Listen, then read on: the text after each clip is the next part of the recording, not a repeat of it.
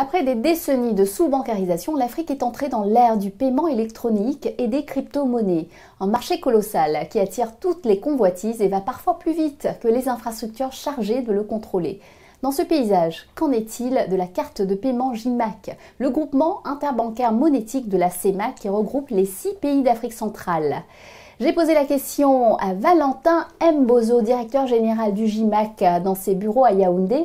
Il a lancé cette carte qui s'est aujourd'hui hissée au rang des grandes cartes internationales avec plus de 11 millions de transactions traitées. Écoutons-le.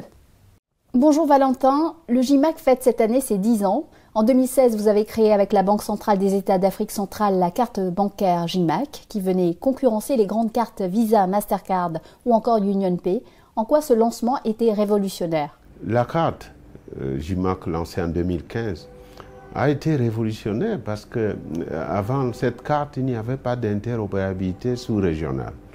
On est une entité de 6 pays qui a une banque centrale qui émet une monnaie appelée le franc CFA qui est adossée à l'euro. Et l'interopérabilité se faisait à l'international à des coûts prohibitifs.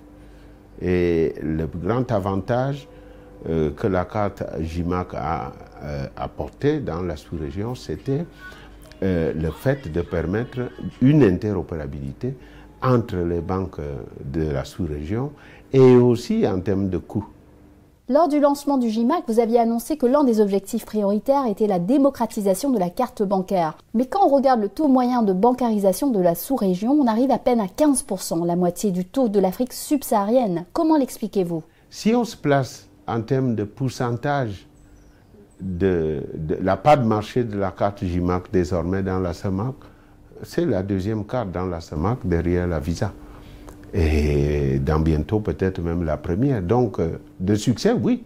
Les gens maintenant savent ce que c'est qu'une carte. Ils ne savaient pas, bon, parce que c'était la grosse élite qui avait des cartes internationales et le petit peuple n'avait pas de carte. Donc maintenant, quand on dit démocratiser, c'est parce que tout le monde maintenant, sans exception, des gens très modestes ont cette carte-là.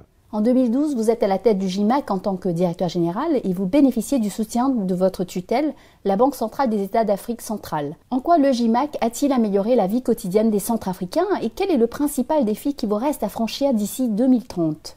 En termes d'amélioration ou de révolution de la vie des habitants de l'Afrique centrale, je parlerai d'abord de la mobilité.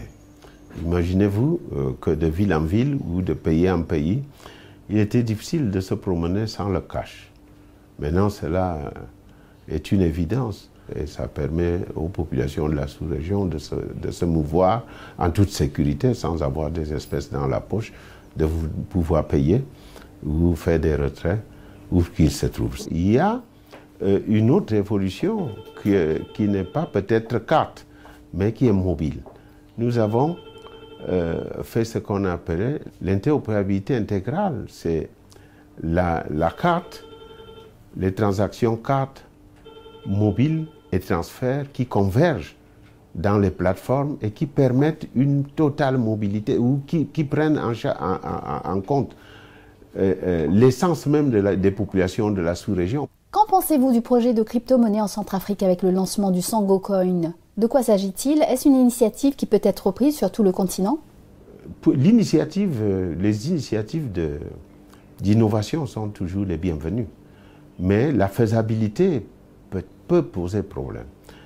Quant à la disponibilité de l'outil ou de la monnaie en question, parce que dans un pays, chaque citoyen est en droit de pouvoir payer à tout moment.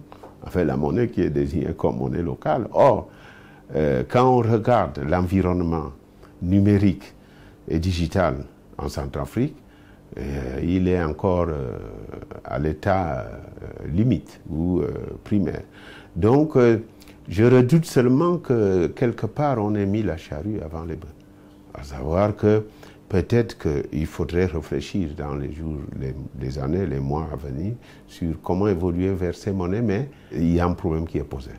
Bon, est-ce que ce serait viable pour les autres pays? Je ferai la même analyse.